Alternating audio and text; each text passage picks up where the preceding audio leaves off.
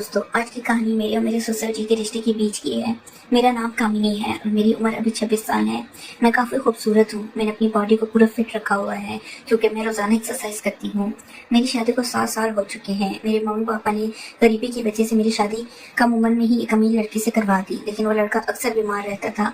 इसके हार्ट में कोई प्रॉब्लम थी। मैं अपनी शादी से ज़्यादा खुश नहीं थी, पर मेरे पति मुझसे बहुत ज़्यादा प्यार करते थे। अब मेरी शादी को 2 साल हो चुके थे, लेकिन अभी तक कोई भी बच्चा नहीं हुआ था। हमारे घर में मेरे पति और ससुर जी थे। हम तीनों ही बहुत प्यार से रहते थे। मेरे ससुर जी की उम्र 45 से 50 साल की होगी, लेकिन वो काफ़ी जवान दिखते हैं क्योंकि इन्होंने अपने शरीर को पूरा फिट रखा हुआ है। फिर एक दिन मेरे पति की तबीयत ज़्यादा खराब हो गई और इनकी मृत्यु हो गई। मेरे सामने मानो दुखों का पहाड़ टूट पड़ा हो। अब मैं एक विधवा हो चुकी थी। धीरे धीरे मेरे पति को गुजरे काफी समय हो गया था। अब मेरे ससुर जी और मैं दोनों ही घर में रहते थे। मैं बहुत उदास रहने लगी थी, लेकिन मेरी ससुर जी मुझे बहुत समझाते थे कि कामनी अब जो होना था वो हो गया है, इतनी टेंशन मत लो, तुम भी बीमार हो जाओगी। मैं तो कहता हूँ कि तुम दोबारा से शादी कर लो, अभी तुम्हारी उम्र ही क्या है। पर साथ ही साथ वो मुझे अजीब सी नजर से देखते थे।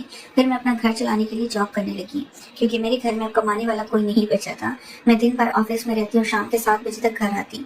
ससुर जी का बिजनेस ठीक ठाक चलता था, पैसों की कुछ खास चिंता नहीं थी।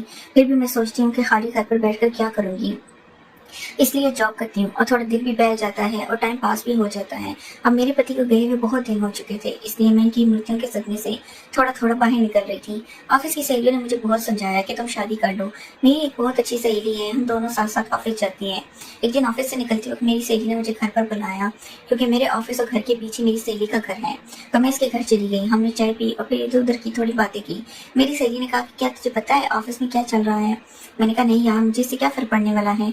फिर मेरी सहेली बोली फिर तू तो सुन ले, हमारे ऑफिस में सभी लोग एक दूसरे से मिलकर रहते हैं और किसी को भी कोई समस्या हो वो सभी मिलकर सुलझा लेते हैं। देखो, जो काम वाली आंटी है वो विधवा हो चुकी है, लेकिन ऑफिस के लोगों ने मिलकर इनकी शादी करवा दी है। अब वो भी बहुत खुशी खुशी रहती है और इनका भी एक सहारा बन गया है। मैंने इसकी बातों पर ज्यादा ध्यान नहीं दिया और वहां से अपने घर चली गई। मैं थोड़ा थोड़ा अपनी सहेली की बातों को समझ रही थी कि वह मुझे शादी करने के बारे में बोल रही है। फिर मैंने घर आकर ससुर जी को खाना बना के दिया और खुद भी खाना खाया।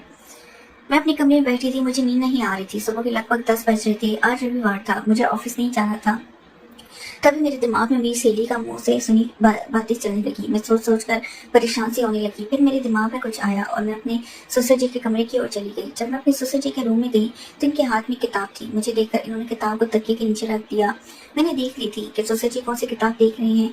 मैंने कहा ससुर जी आप क्या पढ़ रहे हो। वो बोले कुछ नहीं, किताब देख रहा था। बस बताओ क्या बात है। मैं बोली कुछ नहीं ससुर जी, मुझे आपसे कुछ जरूरी बात करनी है। इन्होंने कहा हाँ बहू कहो, क्या बात करनी है। मैंने कहा ससुर जी बात थोड़ी अजीब है, मैं सोच रही थी कि आपसे कहूँ कि नहीं। इन्होंने कहा अरे पहले तुम बोलो तो सही क्या बात है। ऐसा कभी हुआ है कि तुमने कभी मेरे से कुछ मांगा हो और मैंने तुम्हें लाकर ना दिया हो। तो मेरा इतना ख्याल रखती हो, जो भी बातें खुलकर बोलो। फिर मैंने हिम्मत करके ससुर जी को बोला कि अब मेरे पति की मृत्यु को 2 साल होने को आए हैं। इनकी मृत्यु के बाद से बड़ी मुश्किल से सदमे से बाहर आई हूँ। अभी मैं घर से बाहर जाती हूँ तो मुझे बड़ी दिक्कत होती है। आपको तो पता ही है कि विधवा औरत की तरफ लोग कैसी नजर से देखते हैं और इसके बारे में लोग कैसे सोच सकते हैं। आपने मुझे बहुत बार बोला कि तुम शादी कर लो। मैं चाहती हूँ कि आप मेरे लिए एक पति की खोज करो क्योंकि अकेले मेरी जिंदगी मुझसे नहीं निकाली जा रही। मैं भी चाहती हूँ कि मेरा भी कोई जीवन साथी हो जो मेरे सुख दुख की बात करे और मुझे बहुत ज्यादा प्यार करे। आपको पता है एक औरत की कई जरूरतें होती हैं जो सिर्फ पति ही पूरी कर सकता है। बाकी आपको पता ही है कि मेरे माँ बाप तो इतने गरीब हैं कि इन्होंने पता नहीं एक बार मेरी शादी कैसे कर्ज उठाकर की है। मैं अब इनको कोई तकलीफ नहीं देना चाहती। अब मेरे लिए आप ही सब कुछ हो। मैं बड़ी हिम्मत करके आपसे ये बात कह रही हूँ। मुझे विश्वास है कि आप मेरे लिए कुछ अच्छा ही करोगी। इसके बाद ससुर जी ने मुझे अपने पास बिठा लिया और मेरे से कुछ बातें करने लगी और मेरे सुख दुख को बांटने लगे। फिर ससुर जी मुझसे बोले बहू जिस चीज की तलाश तुम बाहर से कर रही हो वह चीज तुमको घर में ही मिल सकती है अगर तुम चाहो तो।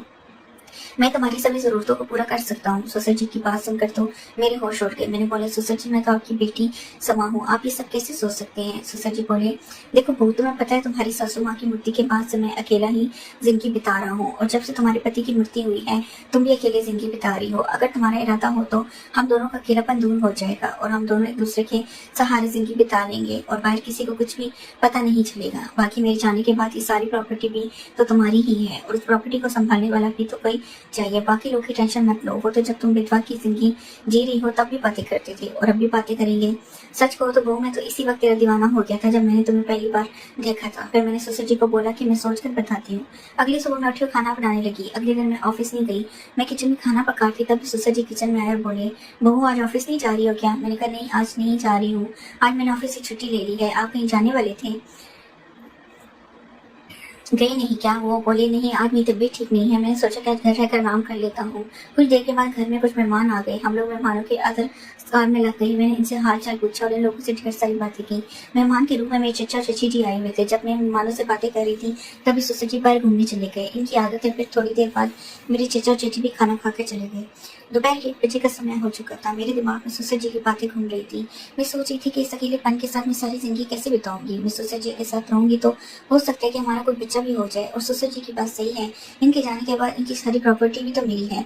मुझे सुसर जी की बातें काफी हद तक सही लग रही थी। फिर मैंने सुसर जी को कॉल किया, बोली सुसर जी खाना तैयार हो गया है, आकर खाना खा ले। इस पर वो बोली मैं अभी बाहर हूँ, मुझे थोड़ा टाइम लगेगा। मैंने कहा ठीक है, मैं जरा बाहर जा रही हूँ तो देर शाम तक वापस आऊंगी, क्योंकि मैंने मार्केट शॉपिंग करने के लिए जाना था। फिर मैं मार्केट चली गई और वहां से अपने लिए और सुसर जी के लिए कुछ कपड़े खरीद कर लाई।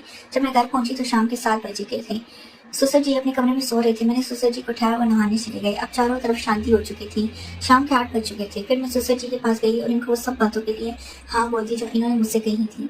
सुसर जी मेरी हाँ सुनती खुश हो गए। फिर मैं इनके साथ इसके बाद आप समझ ही सकते हैं, जो होना था वो हो गया। मैंने सुसर जी को फिर से अपनी ख्वाहिश बताई और सुसर जी ने मेरी ख्वाहिश पूरी कर दी। हम दोनों ने 1 से 2 घंटे तक एक दूसरे को वो सब बातें की और सारा काम किया। इस तरह से हम दोनों ससुर बहू काफी खुशी खुशी पति पत्नी की तरह रहने लगे। अब मुझे किसी भी चीज की दिक्कत नहीं होती, क्योंकि अब मुझे कहीं भी जाना होता तो मैं सुसर जी के साथ चली जाती हूँ और हम खूब इंजॉय करते हैं। कुछ दिन बैठ जाने के बाद सुसर जी बोले, कामयाब तुम मेरे बिजनेस के बारे में सारा कुछ समझ लो और खुद सारा बिजनेस संभाल लो। फिर मैंने जॉब छोड़कर सुसर जी का सारा बिजनेस को संभाल लिया। हम दोनों पति पत्नी के जैसे रहने लगे। मैं सुसर जी की हर बात का ख्याल रखती हूँ और वैसे मेरी हर बात का ख्याल रखते हैं। कुछ देर के बाद हमारे घर बच्चा भी हो गया। हमारी जिंदगी काफी अच्छे से चल रही है, क्योंकि सुसर जी ने मेरी हर कमी को पूरा कर दिया है। हमें दुनिया की कोई परवाह नहीं है, कोई कुछ भी बोले, हम लोग अपने घर खुश हैं। तो मेरे प्यारे दोस्तों, अगर आप लोगों को मेरी ये कहानी पसंद है तो चैनल को सब्सक्राइब जरूर करें और बेल नोटिफिकेशन ऑन कर लें। प्यारा सा कमेंट करके बताएं कि आपको मेरी स्टोरी कैसी लगी। कल मिलेंगे एक और वीडियो के साथ। धन्यवाद।